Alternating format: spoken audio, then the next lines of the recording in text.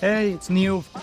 I am excited to share beer stories, hosted by my good friends Mischa Smith and Alex Violet from Pasteur Street Brewing Company, and produced by me at 7 Million Bike Podcasts.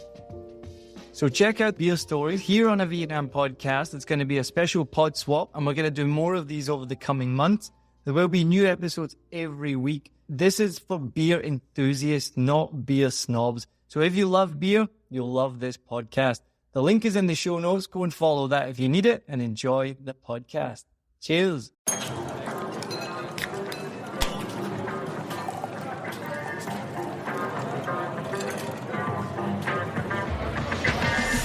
Welcome to Beer Stories, the podcast where we tell stories about beer. Our producer is Neil Mackay of 7 Million Bikes Podcast. Our theme music is written and performed by Lewis Wright. My name is Mischa Smith.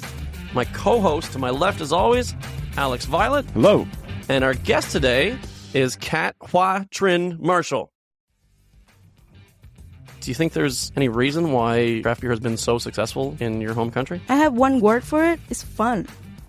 It's a great picture for the young people to follow, that they have the new inspiration, new things for them to do. Actually, I think 5 or 6 years ago, not a Vietnamese person came up with an idea of making their own beer, because they could go out and buy a Tiger or a Heineken very cheap. No one ever thought about making their own beer, but then they saw a very new picture and they want to do it. I think it's fun. So whenever I have a very important meeting, I know them. Let me tell my boss to stay home. I would say I have a customer who are very fun, and say, you stay home, let me go. I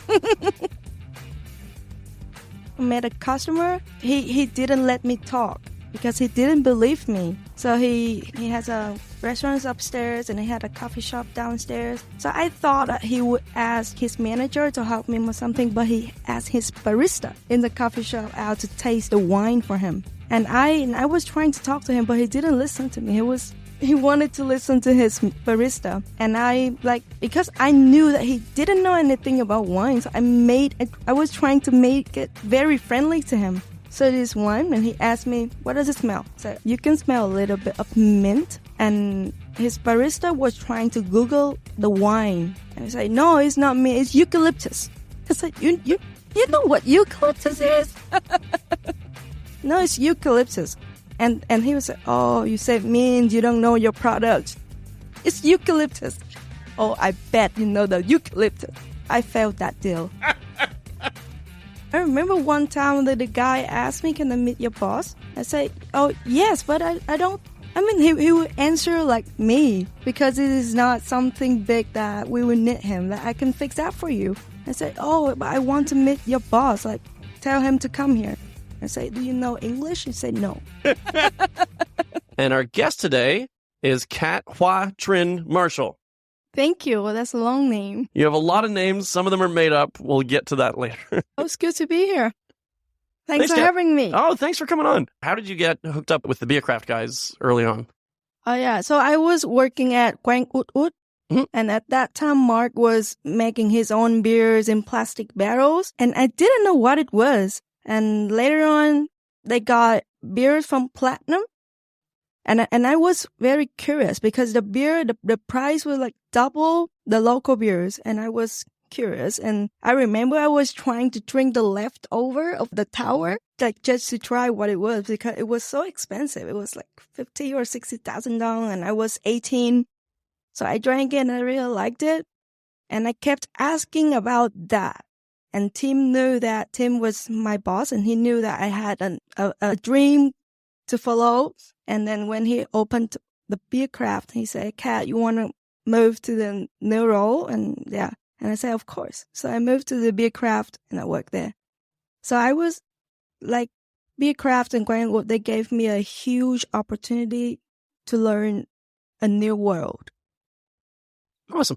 So just for our listeners who might not be familiar with the inner workings of the Vietnamese food and beverage industry, Quan Ut Ut, you mentioned, is an American-style barbecue restaurant run by Tim Scott and Mark Gustafson. And then the exact timeline, but shortly after their Ut Ut became very successful, they opened a second concept called BiaCraft, and there they served some of their own craft beers and then beers from whoever was making craft beer. They would buy a keg from everyone to sell it at their bar.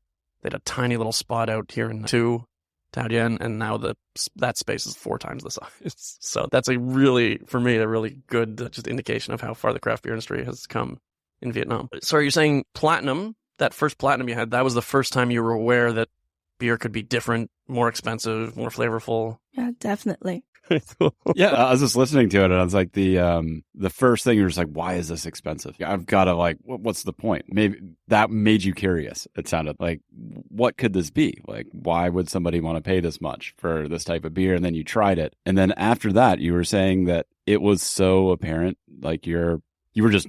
First time you try a beer that's different, you were so into it that your boss is, I can tell you're really into beer. You need to switch over to this beer place and follow that, I guess, that passion that he could see in you already. How many craft beers had you tried at that time? At that time? Yeah. I think I had the 2 Platinums, and then I had the Tay, and then I had some of the imported bottles that they brought from their countries.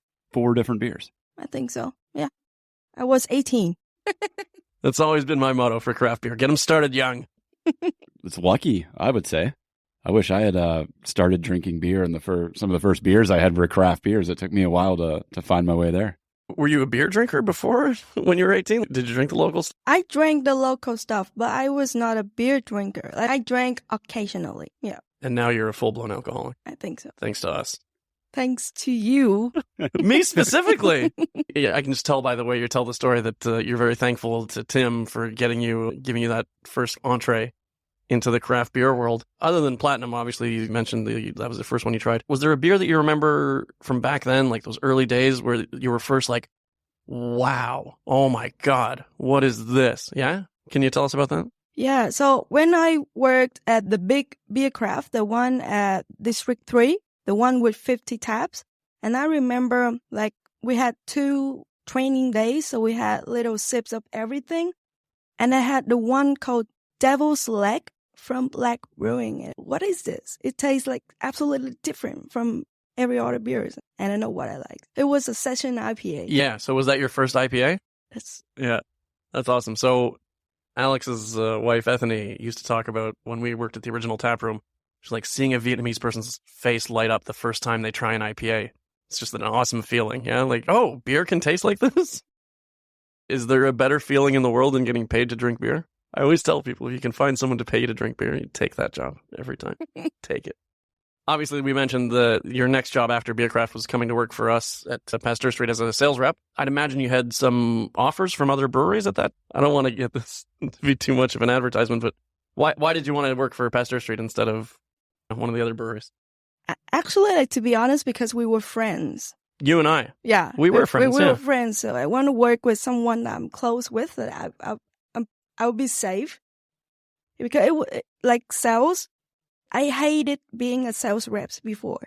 I hate talk to people into buying something they don't want to buy. But then I realized that, but if the product is what I love, then I can do that. And then that's good for the customer, and I can do that. Yeah, so that's why. And yeah, but the first reason is that because we were friends. So I like that a lot. Like that, obviously I like that we were friends and still are, but also just the idea of, I've said forever, I would be terrible at selling something if I didn't believe in it. So the idea that that quality is the first thing that you think of, that like you said, it's, if you're selling something that people don't want, then it's a bad feeling, like trying to convince someone to get something. But if you believe in the product and you believe it's good for them, then it's kind of natural. Hey, I got this great beer. You want some? Great. So I remember the start when I was getting into craft beer, and I was really into it, and I would take it and share it with my friends. And I'd say half the time they're like, oh yeah, that's really cool. And then the other half the time they'd be like, yeah, Alex is talking about beer again. Do you share beer with your friends and family? And if so, what do they think about it? I shared my beers with friends, but not with family. Yeah, old generation. Forget it. But yeah, my friends, I think I was the first one to drink craft beer among my friends. And I think I was so very lucky because I worked with my boss, and I had the chance to go to places, and I had the chance to try different bottles, different craft beer brands. Yeah, I brought it to them, and they're like, oh, it's very good, it's very good. But then still, at my age at that time, like the craft beer price was a little bit high for us. But then still, they liked it. And if there is any opportunity that they can buy it, they do it. Yeah, they really enjoy it. That's cool to hear. And you were saying like you were lucky to be the first one. So it sounds like, do you enjoy that? Being the person that introduces somebody into this, it sounds like a world for you of craft beers. That's what I always love to be. Yeah, it's a great feeling, like sharing something that you care about with somebody, and then they turn around and they're like, wow, this is awesome. Thank you so much for letting me know this exists or it's here. But yeah, no, that's what I was going to say is why you're so good at your job, because you love it and you're passionate about it and you're doing something that you care about. And that's what I saw in you at BiaCraft when I saw you talking to customers and they were always having a good time. And I can see when someone's going to be good at talking about beer when I see them talking about beer in a different concept or in a different context. So I'm curious about, do you have knowledge about craft beers in other countries? Do you kind of know like Vietnam is viewed as one of the best places for craft beer in Asia? I just knew it lately because I talked to Alex. Okay.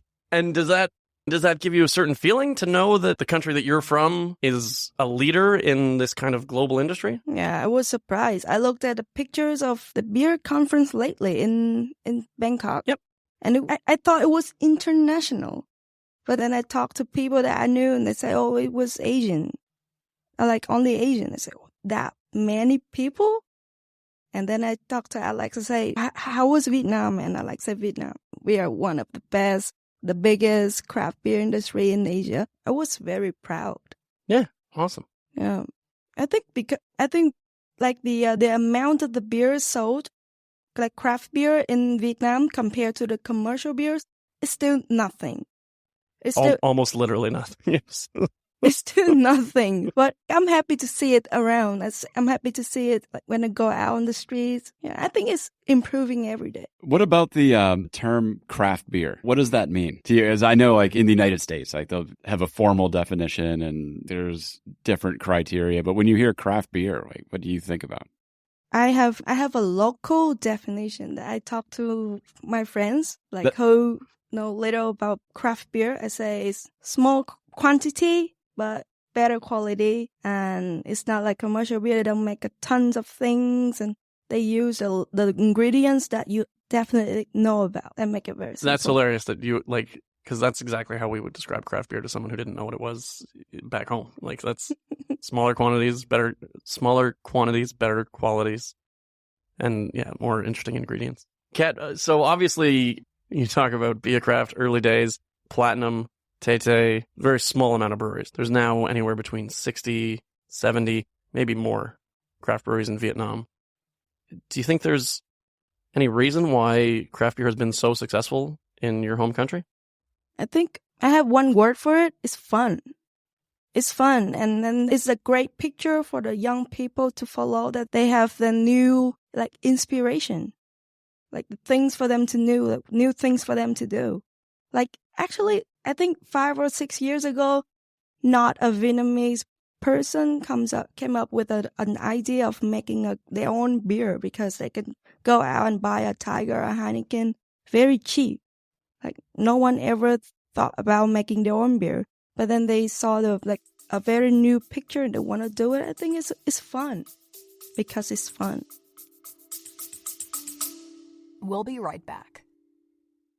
Join pilot and adventurer Fernando Pino as he takes you on journeys to discover exciting destinations across the UK and Europe. You'll fly with him to hidden gems and experience local culture, from bustling streets to serene hideaways and the best places to eat, sleep, and play. Travel Plans is more than a podcast. It's your ticket to exploring the world and its history with a friend. In this episode, we are flying to discover a beachside paradise perfect for the whole family. Discover golden sands, activities galore, and even free childcare so you get your own break too. Why am I still here? I think that's perfect. When we talk about craft beer, we talk about fun. So I have no idea what you're going to answer. So this is not me trying to set you up to talk about how good our beers are. But what are your favorite craft beers now in 2022 with like I said, with 70 different breweries in Vietnam. What are your, just name a few of your like very favorite beers to drink now? I have 3 beers that like my go-to. The Pasteur Street Pale Ale. That's what I'm drinking That right now. one? Do you want one? Okay. Okay. And the one I had lately at Jazz Tap Room, the Milkshake IPA. Yeah, my milkshake brings all the boys to the yard IPA. I know that song. And yeah, the first beer that I drank, the Platinum Golden. Yeah, I love that you're still loyal to that. After all, like usually when we're at malt, if you're not drinking a Pasteur Street beer, it's Platinum Golden. So now, like, you are talking to all your friends about craft beers or maybe wine now. They're generally just like, oh, this is pretty cool. What percentage of friends would you say you know through craft beer, and what percentage is known from somewhere else? I think 70% they know from me. Even now when they work at the new restaurants, I have some friends working as managers. I have some friends working at purchasing stuff. And they still ask me about products. Like, have you tried this yet? How does it taste? Should I take it? And I think I was doing a good job. Yeah, for me, I noticed after I got into craft beer, I was just like looking at the people I was hanging out with, and I was just like, wow, it's all people that I've met through beer. This is awesome. And it's all cool people. Before you knew about craft beer, was beer like a part of your life, or was it that spark that Tim saw in you? Did that come from, oh, I'm the first person I know who discovered this different kind of beer, this craft beer? Like I say, I drank beers occasionally. Yeah, but when I started working at Ut Ut, people drink beers all the time. So I started, like, I wanted to learn. I think he was a motivation also. So back then at Ut Ut, like before BiaCraft, which beers did you guys serve on tap other than Platinum? Or was it only Platinum? Saigon Green. On tap? Yes. Oh, okay. And they have the ciders imported, the Stalford and... Right, Stoford Press. Yeah, something else. And then I remember back then it was hard to get Mark's beers because he was brewing them in such small batches and people were really interested in buying them. Do you remember trying his beers for the first time? I didn't know that he made the beers. Okay. Like and when I started working at BiaCraft, I saw the big menu with the Vietnamese names.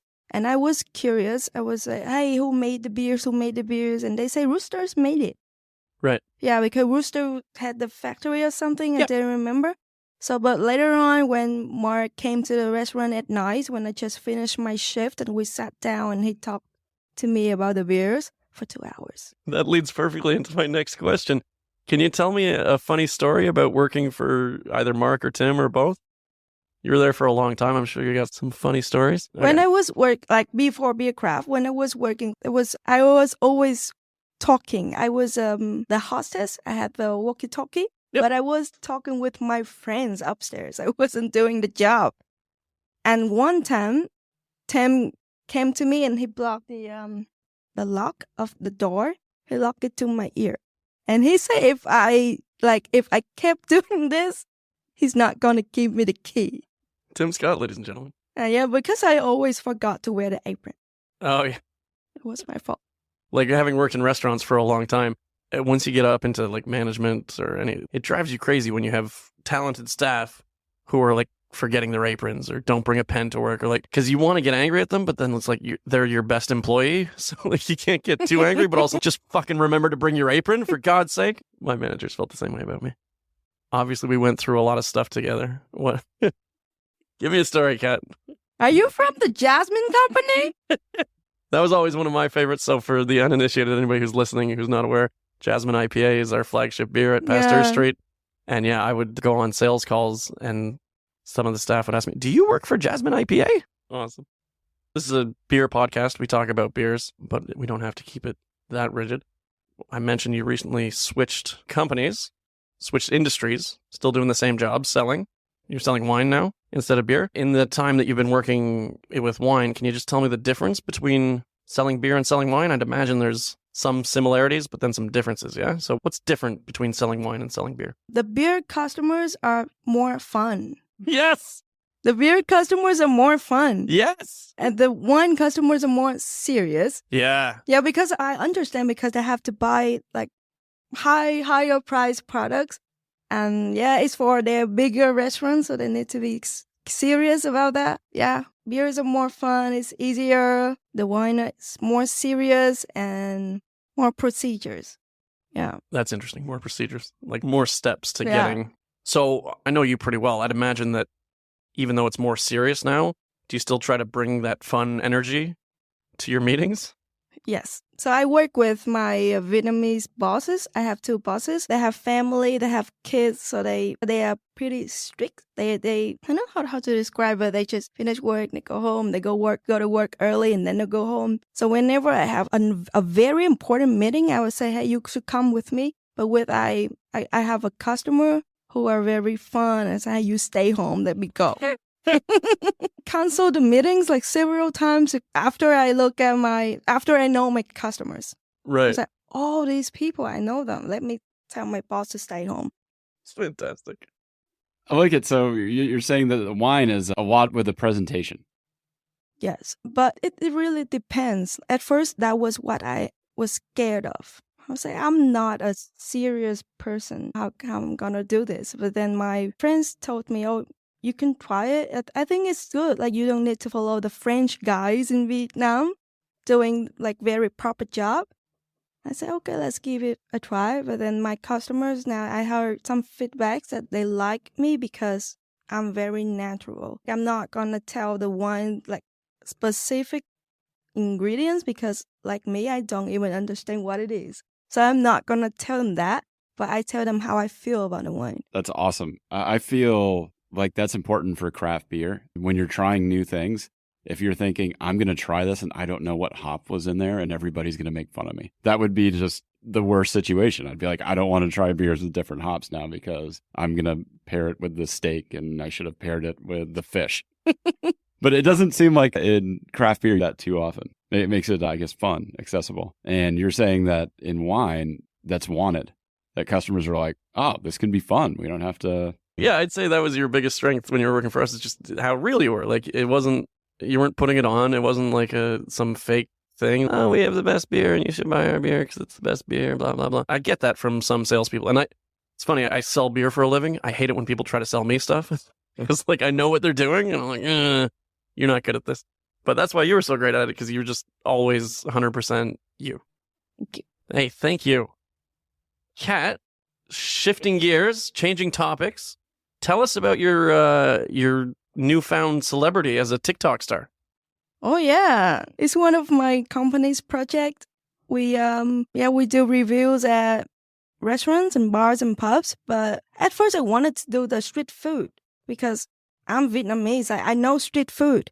But then my consultant, they told me that, oh, you're not going to do it because you don't have time. Those people, they don't have their like proper jobs. They can have 500,000 dong and they can do the market tour all day, but you don't have time. Do something more serious. Yeah, and that word again, serious. Yeah. So why does everything have to be so serious?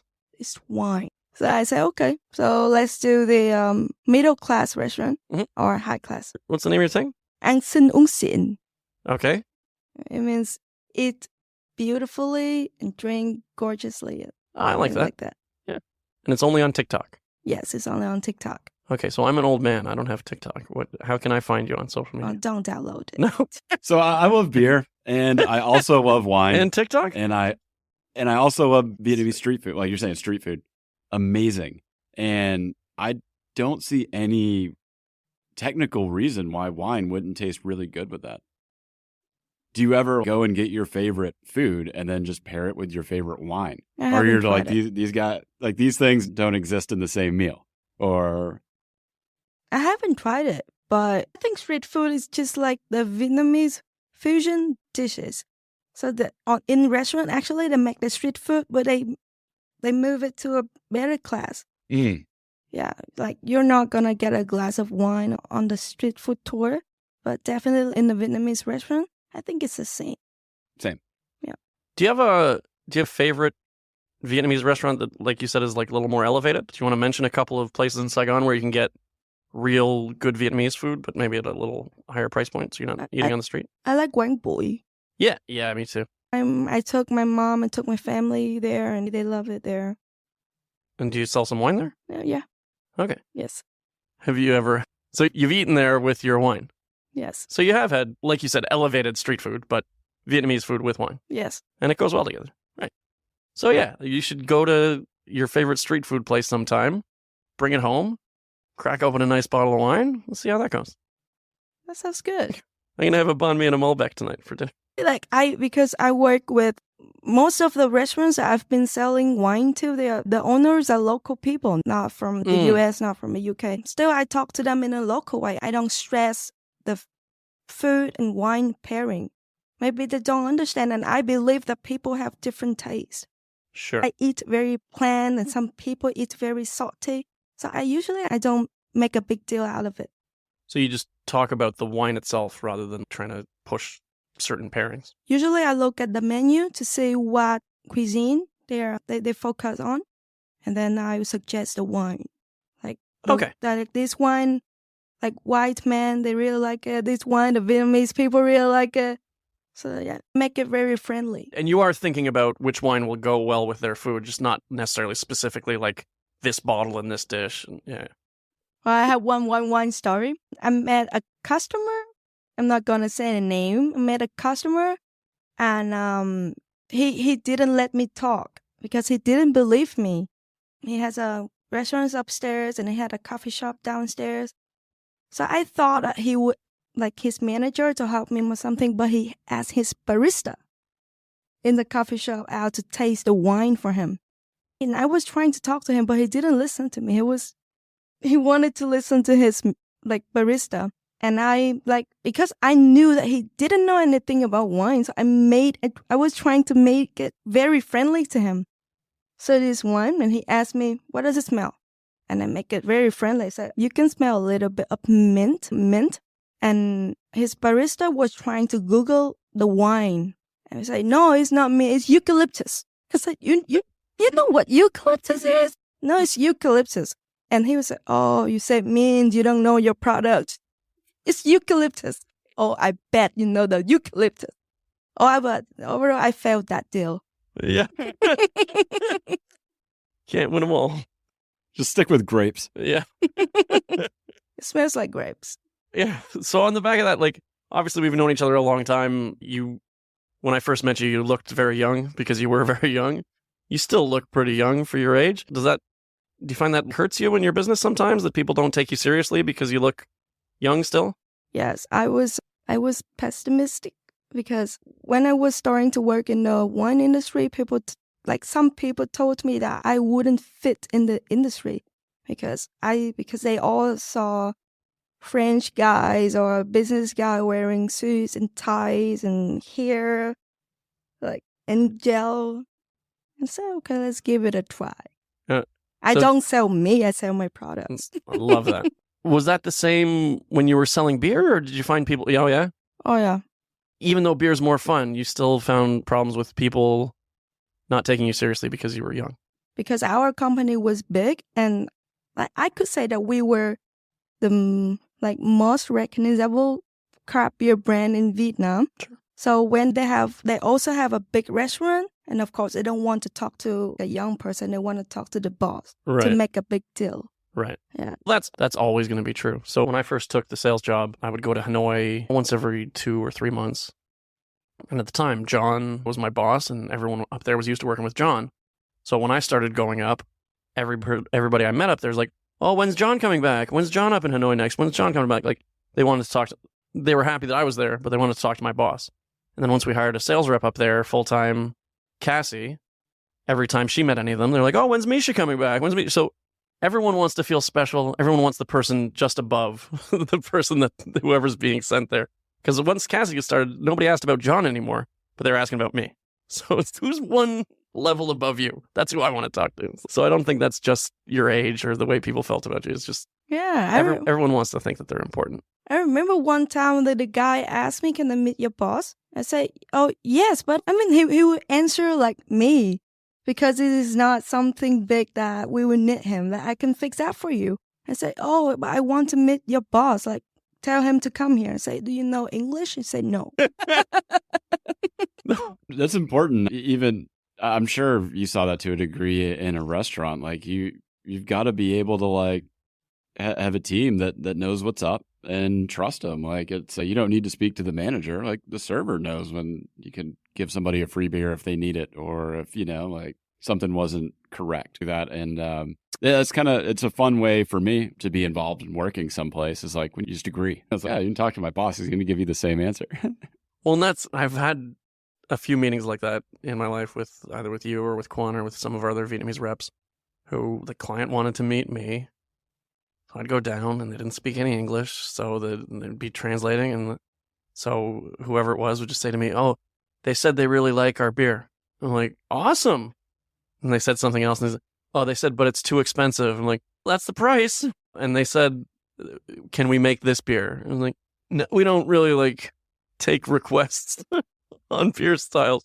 It was just it's a weird way to have a meeting where someone who you work with and you trust is just literally just translating for someone who knows nothing about our business. But now they think they're an expert because I left those meetings as quickly as I could.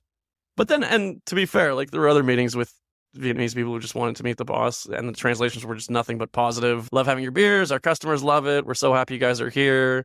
This one's my favorite. Just really want to say hello and meet you and give you a lot of free food. Yeah, I think because they may think that with the boss, the process may get faster. If they talk to me and I need the approval, I need to go home and ask.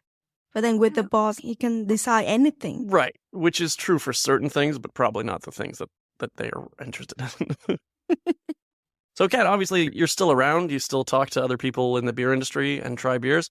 Do you have any predictions for the future of the craft beer industry in Vietnam? I think it would keep growing. But the only thing that I'm a little bit scared of is that it may get industrialized. Like beers, like the price will get cheaper and the quality will be like worse. That's why I've been always thinking about that. Because I think like if you want to sell more, you need to make it more affordable. But then also if you make it more affordable, you need like make it not the same as you make 10 beers. Yeah, I think we were talking about on the last pod. I'm not scared about more good beers in Vietnam. I'm scared about bad beers creeping in and like people cutting corners on cost and ingredients. And then if somebody's trying that beer for the first time, like, oh, this is craft beer? I don't like craft beer because I didn't like this one bad craft beer that I had. So yeah, I mean, obviously that's what we're all working against is bad beers. As a brewer, you have any idea? Yeah, I think that as craft beer becomes more popular, it will get cheaper because you make the beer in sometimes like a bigger tank or there's more people buying the ingredients. So you're like the economy of scale. You can get the ingredients for a little bit less and you get more efficient at brewing it. But I don't really see any craft brewers in a meaningful way going out and saying, hey, we're going to dominate by just cutting all the ingredients out of our beers and cutting the price and, undercutting it. It may happen at some point, but I think generally it's pretty positive out there. There's the people that are getting into craft beer are the ones having conversations, and they're having conversations with people at these like brewery tap rooms and craft beer bars. And I think that's going to be continuing, like what drives it. Like you'll know how to tell the difference. I think there's enough good beer out there that you'll be able to tell that, hey, this one isn't as good. Yeah, I'm happy to see more and more new beers on the market. Yeah, I've seen more beers, like new stuff every day, and I'm happy to see it because the new industry is growing. But at the same time, like sometimes I taste this beer after 1 year, I say, oh, it's different. But sometimes I taste this beer after 6 months and I say, oh, it's different. So yeah, it happens everywhere. This was a big conversation in the U.S. about the time that I was leaving to come to Vietnam. And it was like breweries were starting like 1,000 a year, like this awesome rate. And everybody was like, but the brewery that just started down the road, like their brewer doesn't know how to brew beer. They were a home brewer and they never got any training and the beers are all tasting bad. And we're worried about the quality of craft beer. And the industry came together and there was a big focus on education, but that never materialized. Like the places that needed some help, they found the help, or there was enough good beer out there to where the bad tasting ones just weren't really successful. And I'm still positive for Vietnam. I can definitely see how it's a worry. It was what people in the U.S. were worried about, like 2009, 2010-ish. It was just like, we're growing too fast and our quality is going to go down. But yes, I guess that's my thought on it. I know there's talented brewers out there that know the difference between good and bad beer and care enough to choose good beer. Okay, so, Kat, at the end of every pod, we like to do a little segment I call Fact or Fiction. So if I'm going to make a statement about you or about beer, and if it's true, just say fact. If it's not true, say fiction. Cat, fact or fiction? Comme c'est comme va. Fact. Love it. I hate it. That's my worst stuff for me. So is that? That's my weakness. So for our listeners outside of Vietnam, comme c'est comme va is a popular phrase here. It means basically no drunk, no go home. Sometimes I get tired of drinking. Yeah. So I want to leave, but because my friends know me, say, give her 3 drinks. After 3 drinks, she's going to stay here. Like I've known bar and restaurant managers who were like that before. Like they could see me if I was about to go, and they knew if I had one more beer that I'd stay for 10 more beers. So I was like, hey, Mischa, here's one on the house. I was like, all right, I'll stay for one more. And then once I got through that one, I was like, all right, comme c'est comme va. I just love that there's a popular expression in Vietnamese that you say to your friends and they have to keep drinking. All right, Kat, fact or fiction? Our friend David Tinnen is Mackay. Fact. We'll just see if he listens to this. We're not going to say anything. I'll tag him into it. Kat, fact or fiction? Beer is better than wine. Both of them is good. Okay. Depends on the situation. Okay. So fiction. Fiction, to say it definitively. Sure. Yeah. Kat, fact or fiction? And I mentioned we were going to get into this. You named yourself after Eminem. Fact. Can you explain that a little bit? Because obviously your name's not Eminem. I lived with my family in a small house, and we only had one TV. My brother, my sister, and me, we had different schedule to watch the TV. So I told them that to save me the time that when MTV is on, so I can watch Eminem. Because it was the only channel that Eminem was on. And your name on Facebook is Kat Marshall. Yeah, I listened to his songs and I didn't know anything. I think that was one of the ways I learned English. That's awesome. I just knew your name on Facebook was Kat Marshall for a long time before I think I asked you or someone else said, I'm like, Marshall Mathers. Kat, fact or fiction, yoga people are crazy. 100% fact. I'm sorry. Last one, Kat, fact or fiction, Tim Scott was a better boss than Mischa Smith. Fiction. Yeah! Eat it, Tim! That was Beer Stories! Thanks to our producer, Neil Mackay. Our theme music was written and performed by Lewis Wright. Thank you, as always, to Alex. Thanks, Mischa. Thanks, Kat. Thank you for having me. Thanks for coming in. And thank you for listening.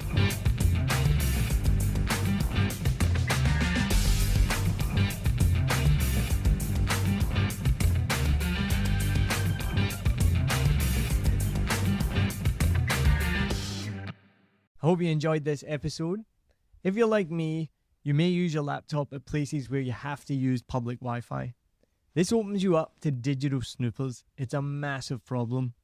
It can be your internet service provider, or you know who, looking at what you do online, or a cyber criminal trying to steal your bank passwords or credit card info, or even a hacker at the next table trying to steal your sensitive data. These days, it is vital that you keep your data safe.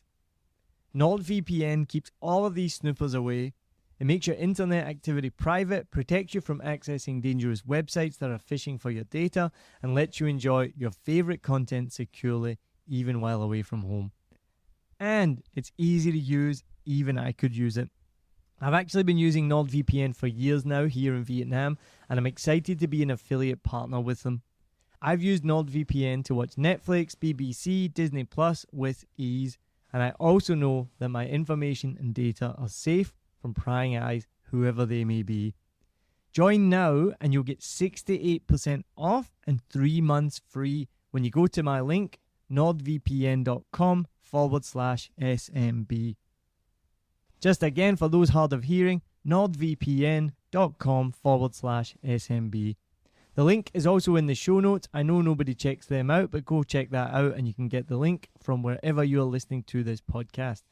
As an affiliate partner, it also means that I will get a small commission when you sign up, but at no extra cost to you. So not only will you be getting a great deal through 7 Million Bikes, you get a great VPN and you'll be supporting 7 Million Bikes podcast. Stay safe online and enjoy the shows you love. Any questions, just let me know. You know how to get in touch with me. And thanks for listening to this show. Cheers.